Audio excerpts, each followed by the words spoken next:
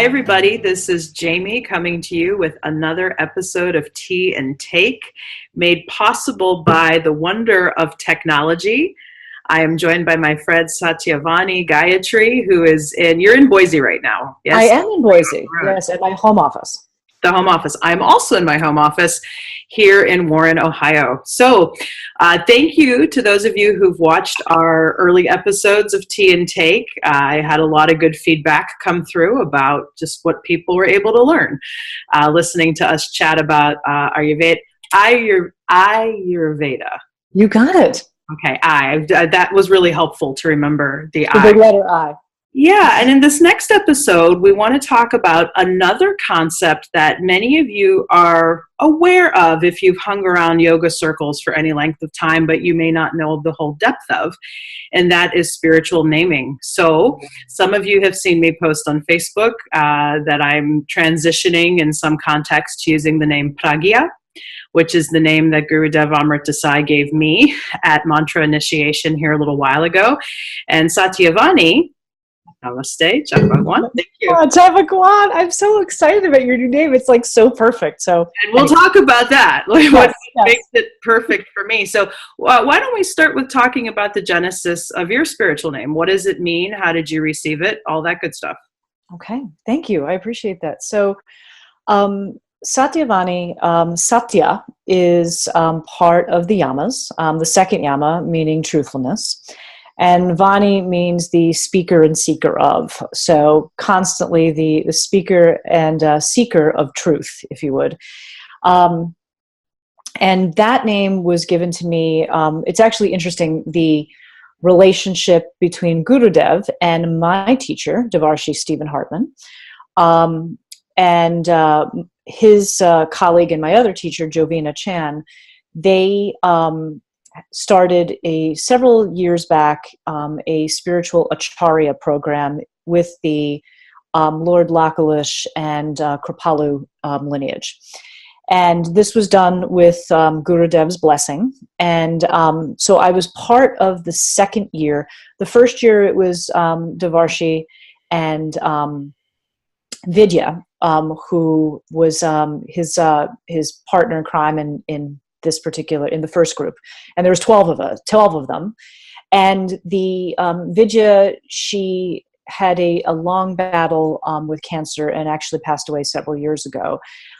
So then Devarshi asked Jovina to join, and I was part of the second group of 12, the 12 disciples, if you would. It was kind of funny. And so over the course of a year and a quarter, we did a variety of retreats and practices and evolved through that process with learning what it meant to become an acharya or a spiritual teacher. Mm-hmm. And midway through the program, and a spiritual teacher in the lineage of the Kripalu tradition, sure. Halfway through, we had our naming ceremony. And names are how it was explained to me and how I know it to be, are selected by your teacher and denote the beginning of a new life. So very similar to when priests go into the priesthood and then they choose a name, or nuns go into the convent and they choose a name, etc. And so many spiritual traditions do that. So at our naming ceremony, we were actually given two names that we could choose from. Mm-hmm. And so the first one that I was given was Satyavani, and then the second one was Gayatri, like the Gayatri mantra. And I couldn't make a decision. I was in love with Satyavani, but Gayatri, the reason why it resonated so much with me was actually the first chant I ever learned. Was the Gayatri mantra. And so I just decided to change my entire name from Kelly Harrington to Satyavani Gayatri. So I decided to keep both. And I was told that was perfectly okay. That's great. So you use Gayatri as your last name, essentially? Essentially, yeah. Like middle name, last name. And again, you and I are in different kinds of circles as well. But for the most part, people know me now as Satyavani Gayatri. My brother and my parents are forever going to call me Kelly. Like, that's never going to change. But considering my mom held me in her womb for 9 months, I grant her that privilege. So it's fine. But and then folks from my life prior to my name change, many people have moved over with because they've asked me what my preference is, and I told them, and so they're comfortable with that. But I have some long-term childhood high school friends that I'm forever going to be Kelly to them. Sure. And in yoga and meditation circles where you tend to see more of the Eastern variety of spiritual names, I've seen all kind of permutations where, like, I just know Devarshi is Devarshi Stephen Hartman. Stephen Hartman, exactly. That's how he's billed on all of his literature and all of that. And a lot of our teachers will list their spiritual name that they do use predominantly, and your English or given name. Many people who know me know my Baba, my sponsor, Daryl Shintan. And Shintan was the name that Guru Dev gave him years ago, back in the 80s, and he legally changed it to his last name. So we actually have an Acharya's sister in our group who legally changed it as well, and I have been drawn to do that, but I'll be honest with you, going through like the Social Security Administration. Oh, yeah. I'm like, I'm okay with it. I'm with you there.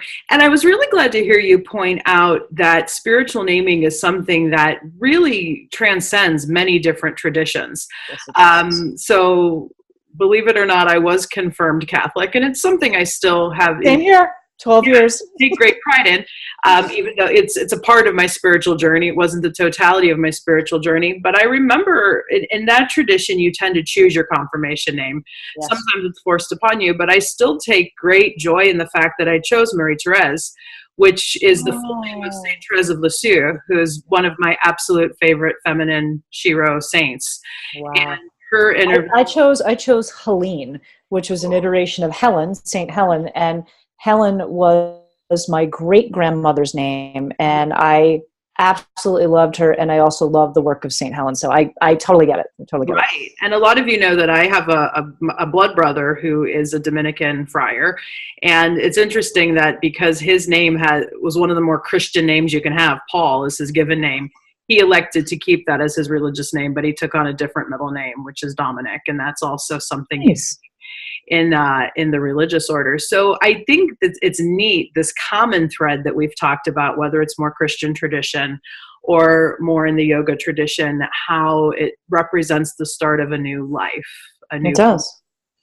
And I want to ask you, I've had my name for a while, and obviously you and I, we did the lineage initiation together. Weeks ago, yeah. Oh my goodness, I can't believe it. It's still like the power of that prana is just absolutely incredible. But I chose obviously not to have another name because my name and all of the acharyas that worked with Devarshi and Jovina, all of those names were actually blessed by Gurudev before they were given. So I kind of felt like he had already given, and I've become so used to it and love it. But I am curious. Oh my God, you're so sweet. But I am curious about you and how you are coming into Pragya. And actually, for everybody who is watching, I'm very curious to, because I know you had a conversation with Gurudev about Pragya. Mm-hmm. And since our last tea and take when we spoke about Ayurveda, Pragya has a very Ayurvedic tone to it as well. But I want to hear from you what it means, so you can tell our listeners what it means, how you're coming into it, and what Gurudev told you about it. Yeah, a lot of layers to this. So many people have different feelings and teachings on this, that when you're given a spiritual name, you shouldn't look it up right away to see if it resonates with you. Mm-hmm. And I look at it this way, that I got the name and I didn't look it up for an hour and a half while the ceremony ended. And then as soon as we got out of the ceremony, you were there and you were kind of like, oh, that name. Oh, boy. Okay, tell me. And then I ended up texting Daryl, Baba Shintan, and he was the one who gave me like the first official translation. And it was just very interesting. So technically, what did he say? His first translation was intelligent, insightful one. And so intelligent, insight. And then when I looked it up more, because there's so many different layers to name meaning, as I've discovered. And even one of my friends said it's never really what you think it means. It never But is. in the weeks that I've marinated with it, and I'll get to your question about the Gurudev conversation, one of the coolest things I have read about it is it's specifically the quality of intelligence or wisdom associated with Saraswati, the goddess, who is the goddess of music, art, and knowledge. I have her hanging in my hallway. Yeah. And anybody who knows me and my work, music, art, and knowledge are kind of the three things I hold very dear. Sacred. I had a long devotion to her. And as a goddess, as one of my feminine tribe supporting me. And when I read that component of it, I think is when I felt the most, this is an interesting choice, because so much of what I promote with expressive arts work and what has healed me has been this gaining of knowledge through artistic expression. And it's just a beautiful thing. So I had a How could it have been any more perfect? Could not be any more perfect. I'm sorry. And it was interesting because when we got the name, how this particular naming ceremony worked is we opened the card. It was a big reveal sitting on that's what we had too. We had a big reveal too. And then Gurudev had us say the name to kind of attune to his energetic resonance, saying the name. And one memory I have when I first uttered the name Pragya was Chandrakant, our teacher for the weekend, was sitting right there, and he just kind of reacted with oh yeah. And he and I were toe-to-toe. I was right behind you and had the same exact reaction. I was like, and it's interesting because a lot of my struggle really on the yogic path, just in general, especially with the week we were there, was how to come to peace with, reconcile knowledge in its many forms. Absolutely. Because I'm curious to get your teaching her on Pragya Parad, which you told me that like the intellect being a problem, so to speak. Sometimes, because often I've gotten into that place where my intellect and this more rational mind can get me stuck. But even as I've been in deeper spiritual practice, that I've always struggled with these questions. I can't unknow what I know about other things as well. And I did have some great moments at Prana Awakening, realizing it does all fit together for me somehow. I might not be able to explain it. And when I met with Gurudev, he was very keen to tell me that was one of the reasons he thought the name was fitting, because I work in the field. Other conversations I've had with him, not even this one, he's asked me to continue to embody this bridge quality between the two worlds, the more academic psychological world and what we know spiritually from deeper yoga and meditation study. And so it fits. I mean, it probably wouldn't have been the name I chose, but like a lot of these things that we're given what we need. Well, and also, and that's absolutely true, Pragya. The thing that's fascinating also is the guru or the teacher chooses it for you. Mm-hmm. And that provides space for the opportunity for you to see what they see.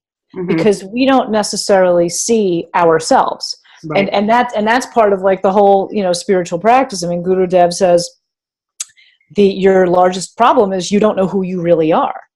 And so the naming ceremony allows for the guru, the insightful one, to be able to say, there are things that I see mm-hmm. in you that you don't necessarily see. Yeah. So little postscript. I may have to show this on a future episode of Tea and Take. On Thursday, I have it scheduled that I am going to get the Sanskrit Hindi lettering that Malika, our friend, wrote out for me of Pragya on my wedding ring finger. Because so much of how this week when we were at Prana Awakening was really framed for me, because I dealt with the whole, I don't want to initiate into another religion, into another cult. Because I was like, yeah, you'll be here. You're not going. Even though it wasn't that, I've just had so much baggage in that area where I did have to kind of take a look at things. And everybody I talked to, from my teacher Nirali there to Baba Shintan to our program manager Tasu that I spoke with, really framed initiation for me as it's a commitment to yourself. It's a commitment to continue on this journey of reuniting with source. That's And one exactly of the right. reasons, and just the deepened yogic study I've done in these last few years since the second divorce and all of everything that's been going on with my life, has really shown me I don't want to put any other human relationship, especially a romantic relationship, again, above this commitment I've made to myself. So That is, I am, oh coming my God, first. I'm so proud of you. And you look just so radiant. I mean, like, I know that there was hesitancy, and we discussed a little bit about that, but I am so happy that you took the jump, and because, I mean, your radiance is really shining through. And from an Ayurvedic perspective, the name Pragya, as I had shared with you, is it's linked with Pragya aparad, which translates to mean the mistake of the intellect. And what that means is that it doesn't mean that your intellect is wrong. Right. What it means is that we only go with what the mind, which is often in a chitta state, to go back to Patanjali, that we only use the mind in order to make decisions about our life and our path. And Ayurveda says that when we make that mistake and we don't tap into what is the wisdom of the body, and better yet, what is the wisdom of the soul that is telling us what it is that we shouldn't do, and what our true path is. And what's beautiful about your evolution of your name and your commitment to this path is, yes, you're, by training, and I'm in the same category, by training, you're always going to be an academic, you're always going to use the mind, but now you are also, much like you're doing with your embodied work, you're going to see how much more significant the embodied work helps in making decisions, and specifically paying attention to what prana tells you. Sure. That's beautifully. Beautiful. And I'm so excited for you, because I think actually the work that you do with your institute and all of the embodied practices, all of the creative practices, are going to take on a completely different significance now. Because even if we reflect back on the sadhanas that we did, you know, moving that prana, paying attention, where attention goes, prana flows. And I think that's going to just unravel all of these things. It's not to say that your brain is still not sharp and important and all of those kinds of things, but I think the marriage between the two, metaphor, the marriage is going to be that much more significant. And that's the key: unification, marriage, bringing it all together, which is so much of what I teach in my work, that you can't just use the intellect head. Yet I also know that that is an important part of the small self, the small I am. Absolutely. That is one piece of the puzzle that helps me to connect with that larger I am. So thank you for explaining that. And for those of you watching this who know my work, feel free to call me Pragya, if that works for you. Call her Pragya. Let her get used to it. Because even on my email signature, because I think just because I'm so professionally established as Jamie Marich, that will never change in a lot of circles. But we'll see how it. Give it time. Give it time. Because I have added in my email signature Pragya in parentheses to invite that if people want to use that name, they certainly can. And I even signed a couple texts to some friends, JP, who are trying to get to transition to maybe. Give it time. Give it time. My evolution was Satyavani Kelly Harrington. Then it was Satyavani Gayatri Kelly Harrington, and then it was like Satyavani Gayatri. So it comes in iterations. It'll evolve. We shall see. So thank you, everybody, for joining us for this edition of Thank you. Tea and Take. Why don't you show us your teacup? I have the Amrit Institute teacup today. And I'm sporting the Dancing Mindfulness travel mug. I love it. All right. Take care. Take care. Bye.